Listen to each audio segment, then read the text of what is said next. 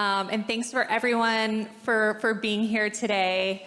As Anjali mentioned, I'm a partner at O'Melveny & Myers, and I co-chair our entertainment, sports, and media practice. And so half of my work life is involved in the entertainment industry, so I thoroughly enjoyed the last panel, and I thought it was a really great discussion. Thank you for Asia Society for hosting us today. I'm equally excited because of the other half of my work life to be having this discussion today about sports. And I'm just going to go ahead and promise that this will not be a panel solely about the Dodgers and our wonderful season. I actually think we could do an entire US-Japan discussion about the Dodgers, but we're going to try to expand even broader and talk about the global connection that sports brings to us. So I'm super honored to be having this discussion with our esteemed panelists, and I think we'll just start by doing brief introductions so that we can get a sense of who you are, how you got here, and just a little bit about the space that you're working within the sports ecosystem. We'll start on the far end with Ilan Ben-Hanan, who is Senior Vice President of Programming and Acquisitions at ESPN. Welcome. Tell us a little bit about your career journey. I know you've been at ESPN a long time, and which part of the business that you focus on. Sure. Thank you, Amy, and great to be here with everybody. Thank you for having me. My name is Ilan Ben-Hanan. I've been with ESPN for almost 23 years. Amy talked about my title, but the easiest way to think about what I do is me and my team decide what goes where across all of our various networks and platforms. So if there's ever a weekend where you're watching an event, you're like, why are they putting on that game instead of that game? Like, send me a note. That's probably my decision. Great to be with all of you guys. Thank you. It's sometimes hard to figure out what to watch when, so I will be calling you. Our next panelist is Masanori Kawana, who is Executive Vice President and Managing Director of Fanatics Asia, and who joined us just from the airport, I think. So really appreciate you being here. Welcome. Please give us a little background on what you're doing at Fanatics Asia. Yeah, thanks, Amy. So I go by Nori, so by the way. So I've been with the Fanatics for over 8 years now, and 8 years in Fanatics is like quite a long time, you know. I have a senior leadership team offsite from tomorrow in Miami, so I fly on a red eye to Miami tonight. But no one, like including the CEO of the Fanatics Commerce business, which is what I'm doing now with the merchandise, no one's more tenured than maybe like a couple among 50 people. Like I'm the most tenured people in the company. So yeah, 8 years Fanatics. I started our Japan business back in 2018, and yeah, now leading all the Asia. I'm now based in Seoul, Korea, and then now starting our new journey. Expanding the business in Korea. So, so that's me.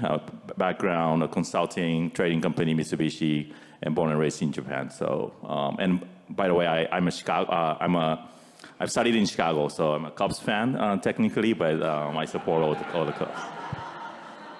We have Japan representation outside of LA too now, yeah. Exactly. Okay, thank you. And our next panelist is Takumi Jeannin, who is a partner at A&V Sports Group and is making waves in women's sports and soccer. So tell us a little bit more about yourself. Yeah, thanks everyone for having me. So yeah, Takumi Jeannin. I'm born and raised in France, if you don't hear by my accent, but I'm half Japanese, and we've been doing this. Basically just a very basic sports marketing management agency, and it's been 8-9 years now. And I guess we are very much specialized in women's soccer players. So now I think we've got about 100, over 100 athletes from like 35 different nationalities in probably 50 different clubs all around the world. So it's a pretty global thing, and it's been growing quite a lot. So it's been good. There's a lot of buzz, for sure. It's surely different than 9 years ago. Yeah. Well, that's a perfect segue into our discussion today, because I think sports has always been a vehicle to bring people together since the beginning, maybe the first Olympics, I don't know. But I do feel like there's been a really sort of heightened sense of bringing folks together lately. And so I just ask all of you to comment just to get us started. on your particular perspective on how what's sort of like meaningfully different today in terms of the globalization of sports than maybe you saw 5 years ago. And maybe you can start just based on what you were suggesting before, even in the world of soccer, which feels like maybe one of the most global sports out there. But there's a change in the last several years, particularly with women. Yeah, I mean, soccer, I think on the men's side, probably 10, 15 years ago, it probably reached a certain peak of popularity. I think not necessarily in America, but basically anywhere else in the world. I mean, you go in England, I don't think you can get any more soccer fans because literally everyone likes soccer. So I think, maybe in the last 5, 10 years, one area of growth for a lot of like soccer clubs and organizations were kind of to expand their women's team, where that allowed them to acquire a bigger fan base and maybe tapped into a market that was untapped. So I think that's been, I know for clubs, it's been a big area of investment for sure. What about in the area of fandom?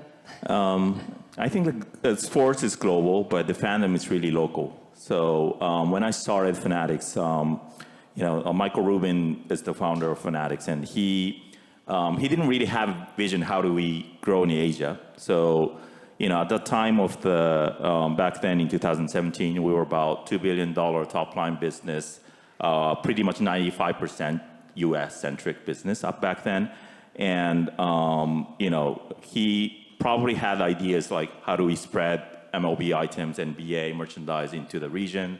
But when I pitched him, like, what's the fandom in Japan? I talked about the attendance of the local Japanese baseball, for example, which is pretty much comparable to the numbers are pretty comparable to what the U.S. MLB attendance. So about 30,000 people every game is pretty much like the same in Japan. So I talked about how exciting the local business is in baseball and soccer and so on, and how merchandise is still like really undervalued, and the level of the service is really low. And he bought into it, and then that's how I started. So looking back 8 years, that was the biggest decision Fanatics made for Asia, where we gotta have to do local to excite the fandom locally.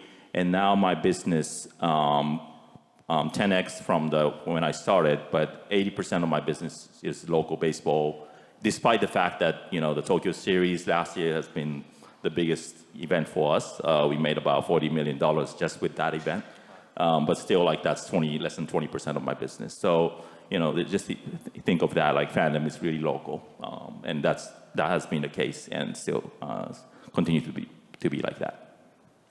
Yeah, what do you think is the biggest change in the last 5 years from the broadcaster hat on? Yeah, I think I've been interested to see what I would call global best on best.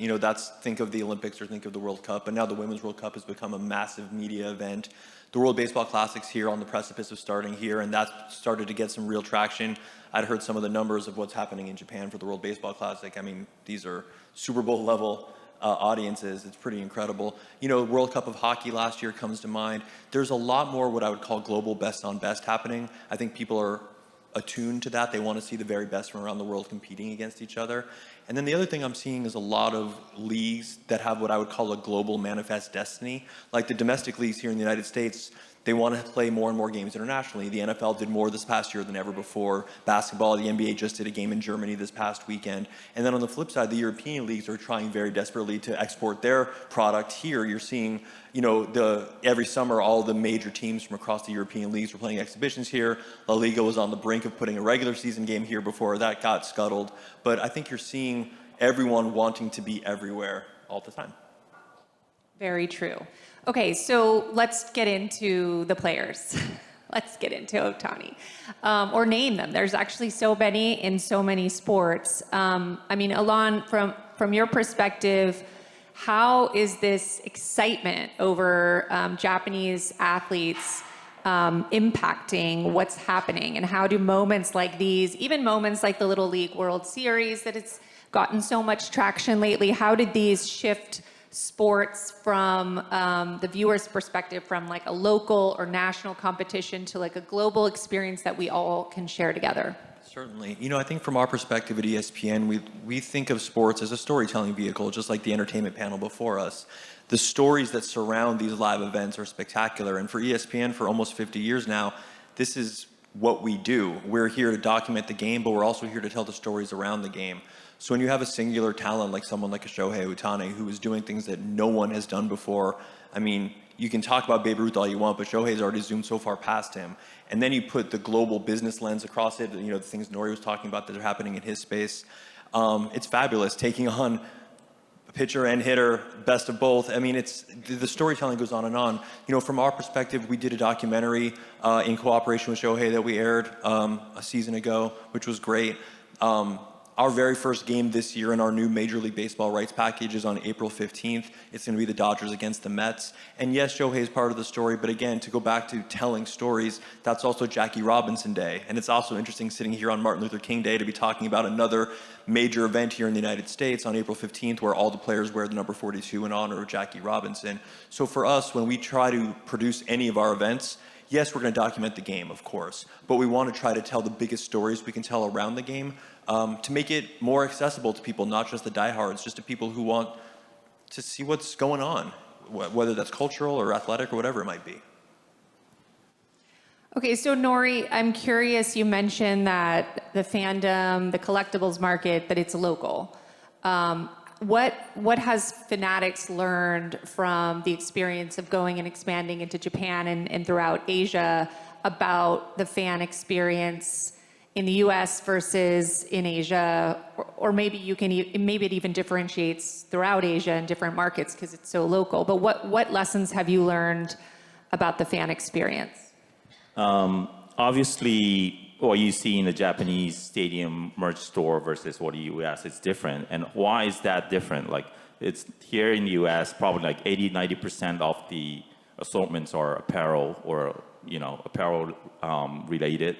Versus in Japan, you see probably 40-50% of that is apparel, but the other half is like hard goods, like towels and keychains and whatnot. And why is that? I see that part of the reason is because Japanese fans come to the stadium to really experience something extraordinary or non-daily stuff, right? So you're there to cheer, and not just cheering by yourself, but overnight cheering with the chants and songs and so on. And you're enjoying that experience as a whole. Versus in the US, it's more like sports is embedded into your culture, daily life. You wear stuff daily. But in Japan, you go to the stadium, you get changed and ready for the game and cheer yourself. So that's how we consume the sports differently from the US. It's gradually changing, but it's still like that. So,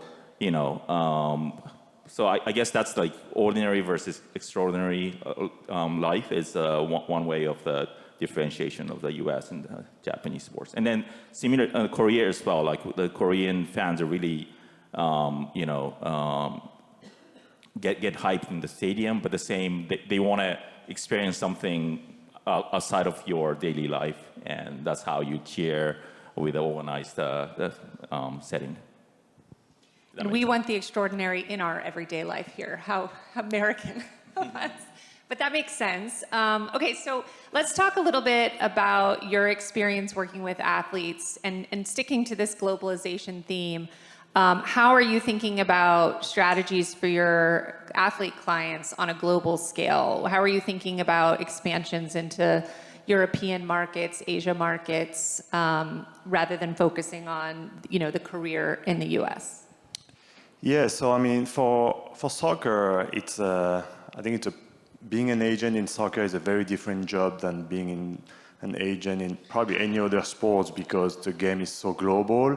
So I think, like a good baseball player playing wherever in the world is probably only hoping to come to the US, whereas a good soccer player playing, I don't know, in Africa or Japan or wherever is probably dreaming of like many different countries.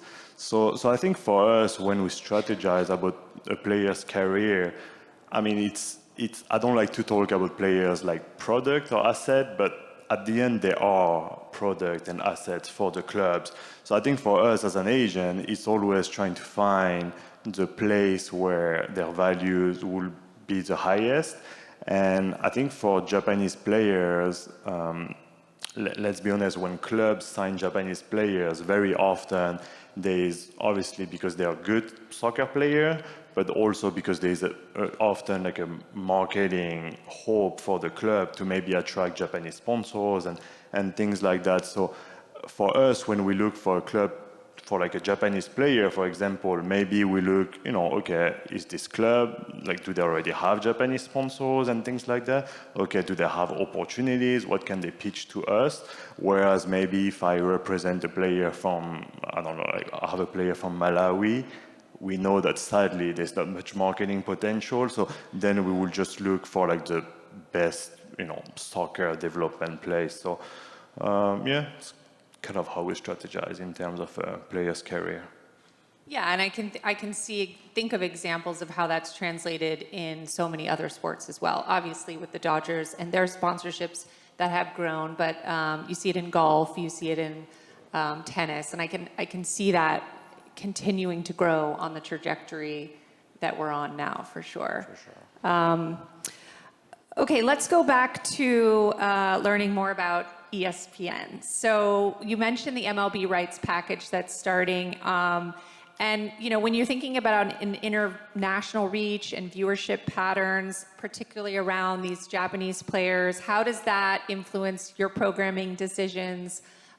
You talked about the content, the story that you're telling, but are you focused on the data, the audience data around specific players, and in particular the Japanese players that we're following? Certainly. When it comes to game selections, there's a lot of art and a lot of science mixed together. And of course, there's also contractual... You don't have an easy job, I take it. Yeah, not so much, but there's also some contractual obligations. If we could put on... Look, if every single network who broadcasts baseball could do nothing but Dodger games, they would choose that, right? That doesn't take a genius to say those games currently will rate the highest based on most interest and fan base size and all of that. So there's a little bit of art and science to it, but I would tell you anytime we're constructing schedules, while we're thinking about all those things, we're trying to tell bigger stories. The North Star at ESPN is serving fans wherever they are, whenever, wherever, however. So whether that's launching a brand new direct-to-consumer model, whether that's launching new networks all around the world, new platforms, acquiring new sports, that's kind of how we think about everything we do. And when we think about the sport of baseball, Major League Baseball represents the pinnacle for the sport, but for us, it's the top of a mountain that has building blocks. You mentioned Little League World Series. You'd be amazed at the power of Little League for us in July and August. You wouldn't think it, but it really does. It'll outrate regular season games from Major League Baseball fairly regularly. And when you think about something that is truly a global sport, I'm talking about a country here in Japan who has had immense success over the years. And so we know that that's something that a lot of people in Japan take a lot of pride around. And then here, when you watch what happens in the United States, you'll see a local team. I mean, here in Los Angeles, El Segundo was a national champion just a couple of years ago. I live one town over, and you would have thought those guys were the Dodgers, the way they were getting parades and rock star treatment. So for us, we think of any sport like an ecosystem. There's Little League, there's college, which we have baseball, and of course we have softball. We have Major League Baseball, but we're just about to do a deal with Athletes Unlimited Softball. So we're talking about that sport, not just as Major League Baseball, but that's kind of the very important cherry on top of a very large sundae for just that one sport. Multiply that times any other sport that we do. And that's kind of how we think about our portfolio. Okay, Nori, as leagues and brands scale globally, how do you balance local fan engagement with maintaining a global identity for Fanatics and for your products? I really don't need to balance anything. I just you focus get on all Asia, the capture yeah. whatever opportunities there, but I should say, how does Ruben want you to globalize the brand? Exactly. Or right. is that even important? Because I think that's a really interesting part of this conversation. Part of bringing this bridge together is, obviously going to have some areas where we focus locally. But I do feel like, at least from an American consumer perspective, Fanatics feels like a global brand. Yeah, so whenever global sports come to Japan to play their games, obviously Dodgers Cubs came last year, but let's say like WWE came to Japan a couple times over the past few years. PSG, Paris Saint-Germain came to Japan a couple of years ago. It's a massive games, and who can manage those events with all the merchants. We want to be the top choice for that, for sure. So, but with that, having said that, if we just execute that particular game and do nothing else, then nothing really happens for that brand. There's not much residual value in terms of the fandoms. So that's kind of like, if you're like the leagues or the teams, you just come and go. It doesn't really. It makes sense. It makes sense just like one time you get some cash and done, but you don't just bring that and your brand's gonna be there every day. So Dodgers last year came to Japan.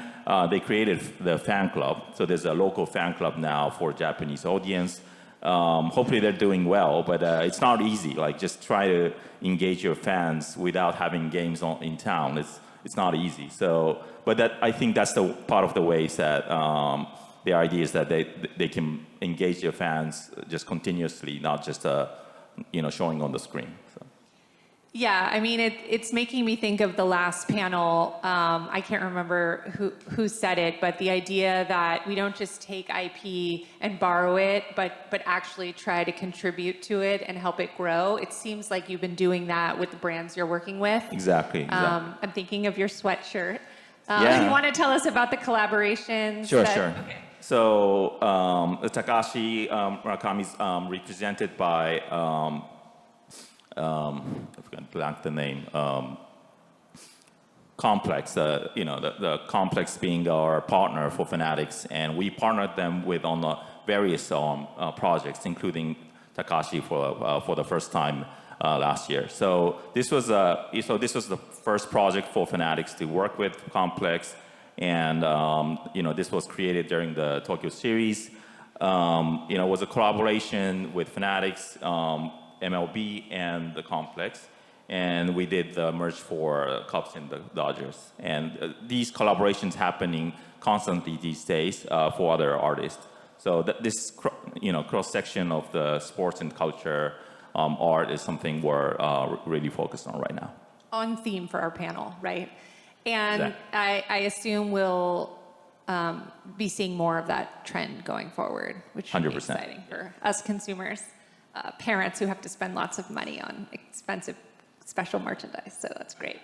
Okay, so let's hear a little bit more about, we talked about thinking broadly, globally with your clients, strategically with different geographies, but what about in terms of different, different parts of the economic package? Like, how are you seeing the world expanding in terms of, we've heard a lot in the sports space about the expansion of NIL opportunities. You've got every athlete who wants their own venture-backed company now. How is that impacting your work with your clients in terms of opportunities for them, both in Japan, in Asia, but really everywhere, because these businesses are huge. Yeah, so I guess before I get into that, so just to explain how like soccer contracts can be structured in clubs kind of all around the world. A lot of times in certain clubs, so you will have like your normal like soccer salary, and then you will get paid an image rights salary, which is basically the club giving you money as an advance on your future marketing revenues, which now, in women's soccer, I think clubs are starting to see that those players are actually making money from marketing revenues, and they're trying to, obviously, trying to include a big chunk of image right revenues in their contract. So that's been a big point of negotiation lately, and it's a bit of a gambling on the future, gambling on the future marketing value of your players. And is it worth, taking the image right money, or is it worth not taking it and kind of gambling on your future marketing revenue? So that's been a big point of negotiation lately. It's actually a huge decision-making factor when it comes to choosing a club. If one club is going to take 50% of your revenue in the World Cup and Olympics year, maybe it's better to go to the one that's not going to take anything. So that's been a big, probably the biggest point now. In terms of NIL space, I think in soccer it's still relatively minor. I think obviously in basketball and football, like those players probably want to stay in college almost rather than going pro because of the NIL money. In soccer, I think it's still pretty insignificant. That I don't think it's holding anyone in college. So far it hasn't affected our work much. If anything, it only pushes brands like Nike or Adidas and those to come in earlier in the career of the players. So, I mean, we have the Thompson sisters. Maybe some of you guys know that they play for Angel City or one transfer to Chelsea. But anyway, they were the youngest. I think they were the first high school NIL signing with Nike. So that's a trend that before, when those players were going to college, they simply could not sign for Nike or they would lose their college eligibility. So I think it just allows us to kind of get a head start and get in the real business a bit earlier than before. But I think on the day-to-day, it doesn't really change that much for us at least. Just on NIL, like the baseball in NIL probably isn't that big yet either, but probably the audience knows that Rintaro Sasaki, who's the freshman in Stanford. He's rumored to be making more money than the first-year rookie for the Japanese baseball league, even though he was drafted number 1 pick this year. So he might choose to go to the Japanese pros from this summer. But that's the scale of the NIL money that goes to him, individual, even as a freshman in college. So It's crazy. That'll make a lot of impact for prominent Japanese baseball players from high school going forward, whether they choose to go to Japanese pros versus college here. Right. Yeah, and I think the LA Times just reported last week or recently that Shohei has reached the number 1 spot and is called now the new Michael Jordan in terms of the sponsorship NIL piece. So it seems like the ceiling is just continuing to get higher. So it's all good. Ilan, so how is the changing audience behavior, especially in Japan and across other parts of Asia, reshaping how sports content is being produced and distributed? I know you're focused on the programming distribution side, but in terms of how you decide on content, how is audience behavior factored? One thing that we're seeing is more and more fans wanting to control how they're consuming or what angles they see or what commentators they see, or sometimes no commentators at all. So I'll point everyone to literally tonight when we have the college football national championship game on. We probably have 10 different executions. We have one where we have Pat McAfee from the field. We have one where you have hometown radio. You have one where you have head coaches dissecting the plays in real time. So for us, these are fairly major events at the current moment where they take a lot of time, a lot of resources, and a lot of planning. But we're very rapidly entering a world where that's going to be a lot easier to execute, a lot less resource intensive. And if fans continue to demand it, whether that shows through our ratings, whether that just shows through fan feedback, we're going to continue to try to provide it. We've tried to be on the forefront of it for a long time now. We just finished up, if you guys happen to see it, on Christmas Day, where we did something called Dunk the Halls, where we literally put an animated alternate telecast where you had Mickey and Minnie and Goofy and Stitch playing in a game that was otherwise a Cavaliers New York Knicks game. We did a Monsters, Inc. version of that as well for a Monday Night Football game. So for us, we're going to try to continue to be innovative and clever, and for us, because we're part of the Walt Disney Company, lean on the broader Walt Disney IP, talk about marketing expertise around the world. We have a lot of very, very smart colleagues that we reach out to help us learn and to help us continue to advance the ball in that way. Yeah, and it feels like ESPN's always been ahead on the technology side of it. And I imagine that some of that is driven by the fact that we have the ability to do some of these creative versions of experiencing the content now. That's exactly right. I love it as a viewer. Okay, Takumi, what do you see as the greatest sort of untapped opportunity for your athletes as you look out into the future? As we get to the end of the panel, we start thinking more into the future. Yeah, I mean, to talk specifically about my Japanese athlete, I think the most, I guess, the untapped opportunities is the courage to leave Japan, actually. It's been, I mean, a lot of us are Japanese here, and life is good in Japan in general, We don't necessarily have the need to leave Japan and stuff. And I think the untapped opportunities, for example, for like on the Japanese national teams and stuff, or at least in soccer, is that a lot of those players don't necessarily want to leave Japan. Salaries are good, life is good. Why would I go to a country where I don't know anyone, I don't speak the language, and people are probably going to be mean to me? So, I think that's it's been a bit of a challenge to try and convince more Japanese players to go abroad, and I think the second, a bit of an untapped opportunities is, I think it's the case in a lot of sports, but you don't really see many Japanese executives and coaches going abroad to coach.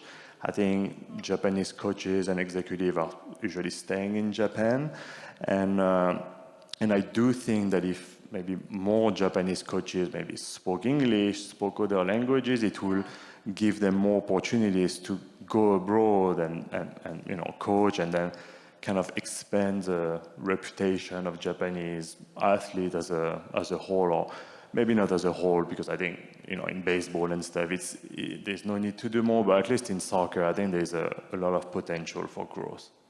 I think it's a good tip. We need to recruit more Japanese coaches to the U.S. soccer platform. I definitely agree. Okay, I hadn't thought about that, but I think that's great. And I wonder, too, I mean, we have such a phenomenal opportunity now in the United States, and particularly in Los Angeles, with the Olympics coming, with the World Cup that will be in the United States, and others. And I think it is a really important opportunity for us to showcase what sports what the platform is in the United States, and sort of welcome. So maybe it's a heavy responsibility, not just to make sure our traffic is manageable during the Olympics, which I'm a little worried about, but that we, that we showcase the best of what sports can be here, and maybe we'll get some more coaches and players coming. So I like it.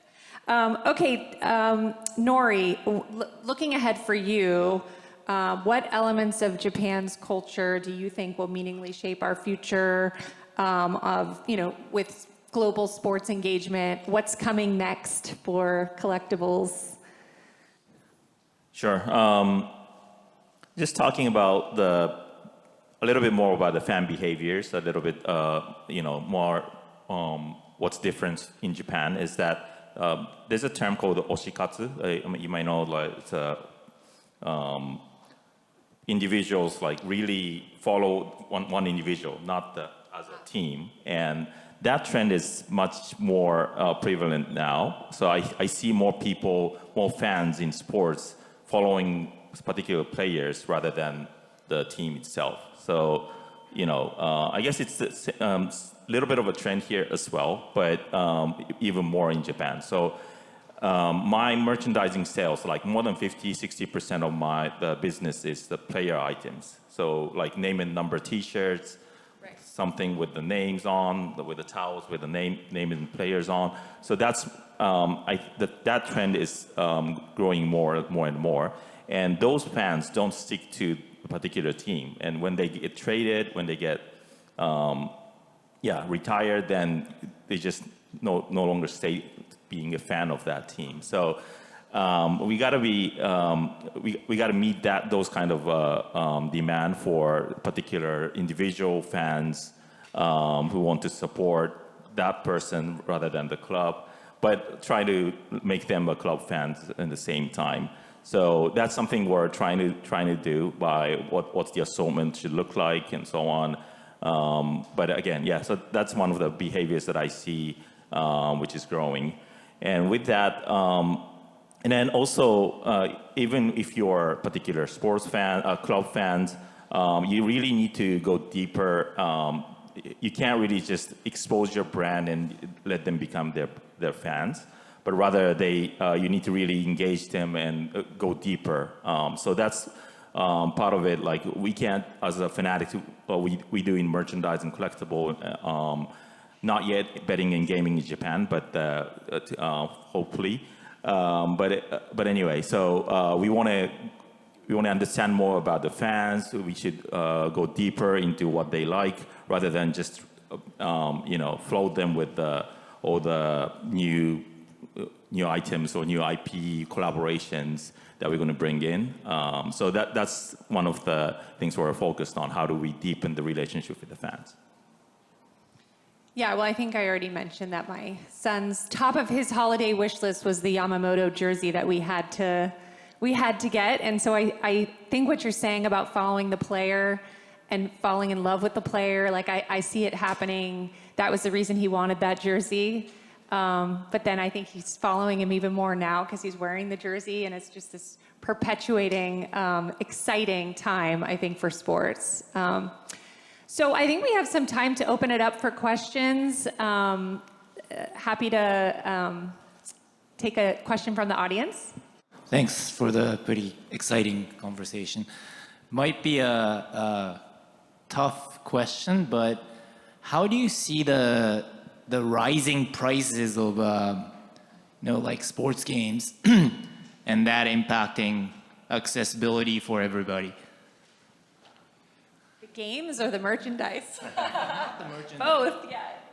Not the merchandise so much, but the World Cup tickets are like Yes. thousands now, right? And speak of Lakers so what's your perspective on that?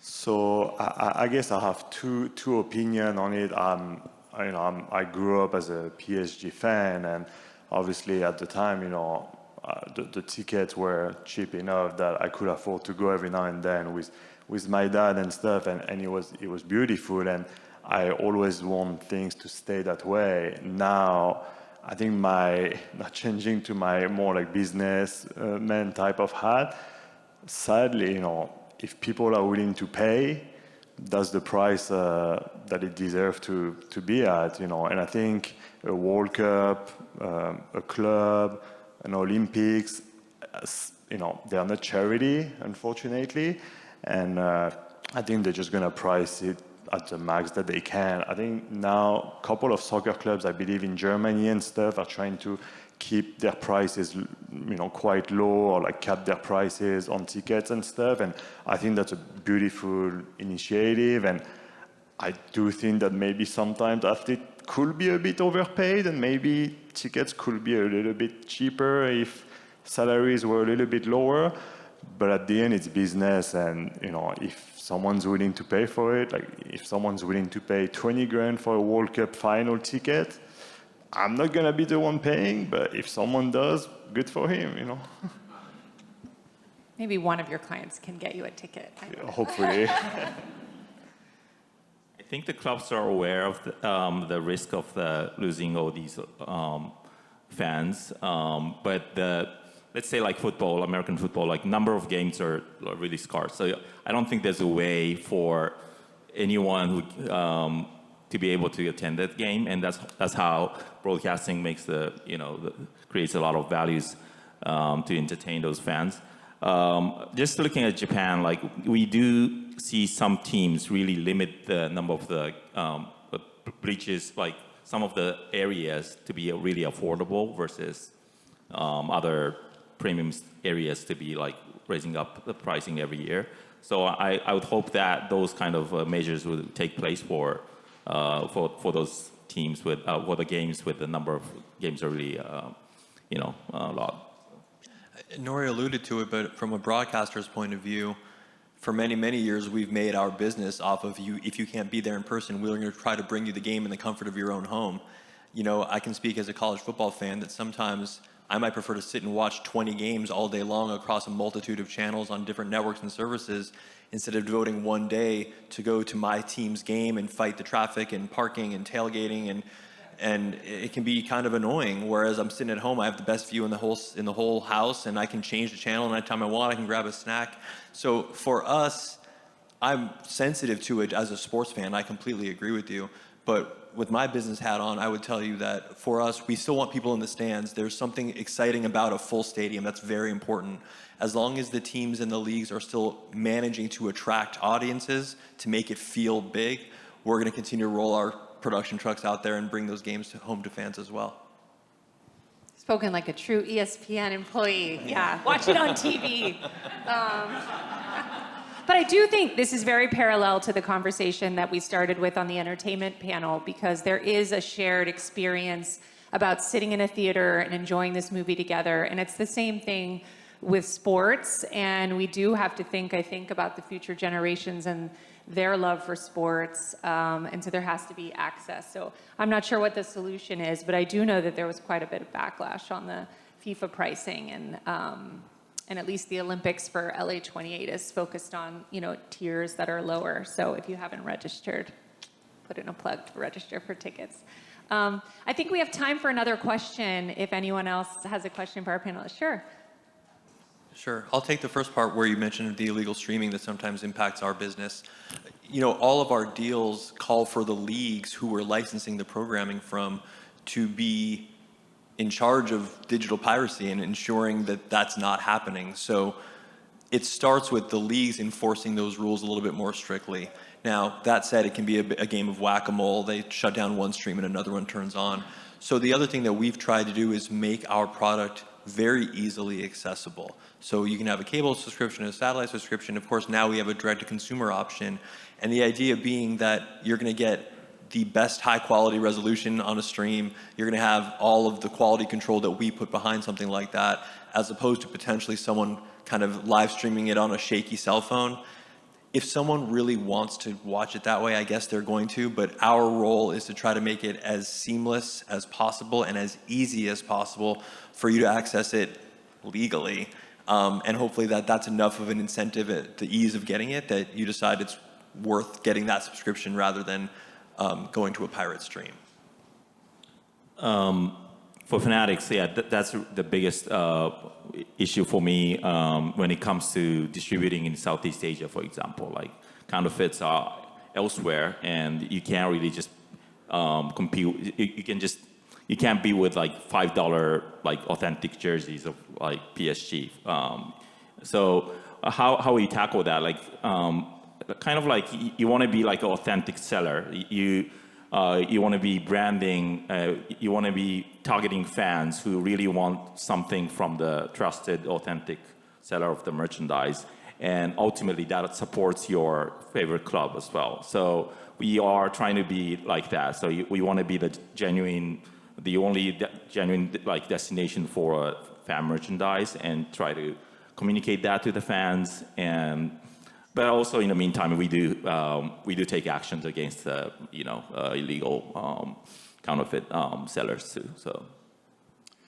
Yeah, I think from a player's perspective, I think the people who buy counterfeit product or like watch illegally, there's often this thinking that the players are okay, like they're already rich, like they are not affected and anything like that. But there was a story a couple years ago in France where basically the soccer league signed a TV rights deal, and the numbers were not where they were supposed to be because of illegal streaming and stuff, and that company ended up backing out of the deal after a year or two, which really, really affected the clubs and put a lot of them in a very tough spot, which dramatically decreased the salaries, like the power of, or like the amount of the budget that clubs had to give to players. So, I've seen it firsthand.